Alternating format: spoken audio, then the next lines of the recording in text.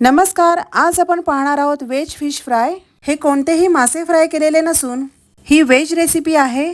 तुम्ही जर का अशा पद्धतीने बनवून खाल्ली तर ही चवीला फ्राय केलेल्या माशांसारखीच लागते आणि दिसायला सुद्धा तुम्ही इथे बघू शकता अगदी तशीच दिसते। श्रावण महिना आता चालूच होणार आहे। या महिन्यामध्ये नॉनव्हेज खात नसल्याने तुम्ही अशा पद्धतीची व्हेज फिश फ्राय बनवून बघा। आतून सुद्धा माशांसारखीच एकदम सॉफ्ट आहे आणि चवीला पण छान असे चटपटीत लागतात। तर अशा या नवीन पद्धतीच्या आणि पटकन होणाऱ्या रेसिपीला आपण सुरुवात करूया। तर अशी ही व्हेज फिश फ्राय बनवण्यासाठी मी इथे भाजींची केळी घेतली आहेत। तर यासाठी मी 4 अशी जाडसर केळी घेतली आहेत। या रेसिपीसाठी थोडी जाडसरच केळी बघून घ्यायची आहेत, त्यामुळे त्यांचे पीसेस हे छान असे फिशच्या पीसेस सारखे दिसतात। कच्च्या केळ्यांच्या देठाकडील भागात चीक असल्याने तो चीक हाताला लागू नये यासाठी आपल्याला सुरुवातीला दोन्ही हातांना थोडंसं तेल लावून घ्यायचे। आता या केळ्यांचे दोन्ही साइड मी कट करून घेतलेत आणि केळ्याच्या मधल्या भागाचे पीसेस हे सरळ न कट करता थोडेसे क्रॉसमध्ये असे कट करून घ्यायचे। आता आपण यावरील साली काढून घेऊया। पूर्ण केळ्याच्या साली निघत नसल्या की त्याचे असे पीसेस करून या साली काढून घ्यायचे आहेत। आता तुम्हाला जर का असेच पीसेस ठेवायचे असतील तर तुम्ही असे पण ठेवू शकता किंवा त्याला असं साईडला छोटंसं होल पाडून सुद्धा हे पीसेस तुम्ही घेऊ शकता। असे होल पाडल्याने हे पीसेस सेम माशांचे पीसेस असतात तशाच आकाराचे दिसतील। आता हे साईडला ठेवून इकडे मी गॅसच्या मिडियम फ्लेमवर कढई ठेवून त्यामध्ये पाणी घालून घेतले। त्या पाण्यामध्ये पाव चमचा हळद घालून हे केळीचे सर्व काप यामध्ये घालून घ्यायचे आणि वरून थोडंसंच मीठ घालून हे सर्व चांगलं मिक्स करून घ्यायचे। हे आपल्याला आता 4 ते 5 मिनिटं शिजत ठेवायचे। यामध्ये आता मीठ घातल्याने मीठ हे केळ्यांच्या आतपर्यंत चांगलं मुरलं जातं, त्यामुळे ही केळी चवीला खूप छान लागतात। या कढईमध्ये पाण्याचं प्रमाण हे केळी जेवढे बुडतील तेवढ्याच प्रमाणात पाणी घालायचे।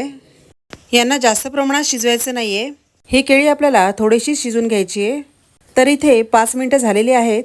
आता आपण या सर्व केळ्यांचे काप एका प्लेटमध्ये काढून घेऊया। आता हे केळीचे काप थोड्या वेळेसाठी थंड होण्यास ठेवून देऊया। तोपर्यंत मी इकडे त्यांना लावण्यासाठी मसाला तयार करून घेणार आहे। तर इथे मी एका प्लेटमध्ये 2 चमचे लाल मिरची पावडर घालून घेतली आहे। तिखटाचं प्रमाण हे तुम्हाला जेवढं तिखट हवं आहे त्यानुसार तुम्ही कमी जास्त प्रमाणात घेऊ शकता। आता वरून अर्धा चमचा हळद घालून चवीनुसार मीठ घालायचे। यामध्ये आता मी अर्धा चमचा अद्रक लसूणची पेस्ट घालून अर्ध्या लिंबाचा रस घालणार आहे। तर हा मसाला थोडासा ओलसर होण्यासाठी यामध्ये मी थोडंसं पाणी घालून घेते। तर इथे पाणी घातल्यावर हे सर्व चांगलं मिक्स करून घ्यायचे। तर मिक्स करताना इथे आपल्याला अजून थोडंसं पाणी हवं आहे, त्यामुळे अजून थोडंसं पाणी यामध्ये ॲड केले। हे सर्व मसाले आता छान असे एकजीव करून घ्यायचे। एवढा हा मसाला पातळ करून घ्यायचा आहे, म्हणजे तो प्रत्येक केळ्यांच्या कापला चांगला असा लागेल। तर आता आपण या प्रत्येक कापला चांगला असा मसाला लावून घेऊया। या मसाल्यामध्ये अद्रक लसूणची पेस्ट ही नक्की घाला, कारण त्यामुळे हे पीसेस चांगले चविष्ट होतात। तर यांना सगळ्या बाजूने छान असा मसाला मी लावून घेतला आहे। तर इथे मी हे थोडा वेळ मॅरिनेट करण्यासाठी ठेवणार आहे। आपण जसं माशांना मसाला लावून ठेवतो अगदी तसंच हे सुद्धा मसाला लावून ठेवून द्यायचे। इथे आता सगळ्यांना मसाला लावून झालेला आहे। आता हे आपण असंच थोड्या वेळसाठी ठेवून देऊया। तर हे काप वरून असे छान कुरकुरीत होण्यासाठी आपण अजून एक मसाला तयार करून घेणार आहोत। तर त्यासाठी मी इथे एका प्लेटमध्ये अर्धी वाटी बारीक रवा घेतला आहे। जर का तुमच्याकडे जाड रवा असेल तर तो तुम्ही मिक्सरमधून फिरून घेऊ शकता। वरून यामध्ये 2 चमचे तांदळाचं पीठ घेते। तांदळाचं पीठ घातल्याने हे वरून छान असे कुरकुरीत होतील। आता यामध्ये अर्धा चमचा लाल तिखट घालून थोडंसंच मीठ घालायचे। मीठ सुरुवातीला आपण 2दा घातलं होतं, त्यानुसारच मीठ यामध्ये थोडंसंच घालून घ्यायचे।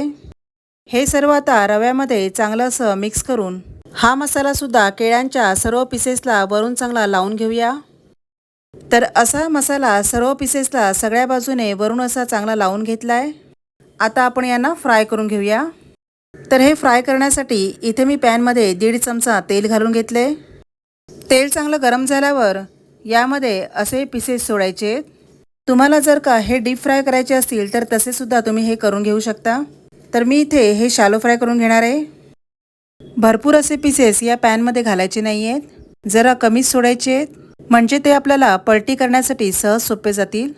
गॅसची फ्लेम ही मिडियम ठेवायची आहे आणि 2 ते 3 मिनिटांनंतर हे आपल्याला पलटी करून घ्यायचे आहेत। त्यामुळे दुसऱ्या साईडने सुद्धा हे छान असे शिजले जातील. पॅनमधलं तेल हे एका साईडला आल्याने पॅन थोडंसं वर करून हे तेल सगळीकडे असे पसरून घ्यायचे.